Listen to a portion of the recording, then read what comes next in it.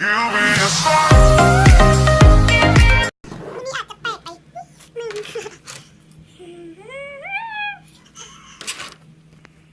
นี่ทุกคนอาจจะสงสัยว่าเอามาเห็นอย่างนี่เราจะมารีวิวสลามเนาะหายที่เรายังไม่ได้เบิ่งคลิปแล้วที่ว่าเราได้เห็นสลามมาไปเบิ่งได้เลยเนาะอันนี้เราจะเห็นหลายขึ้นกว่าเก่าเนาะนะคะไปเบิ่งกันเลยสลามสูตรนี้สุดเลยสนุกมากสลามนี่เขาตัวนี้นี่เขาสามารถไปขายได้ยามบนเสียงหนุดเนาะมันจะหยาบเนาะนะเดี๋ยวเขาลองฟังเสียงกันเนาะเอาไปก่อนเดี๋ยวเราฟังเสียงกันเลยโอเค1 2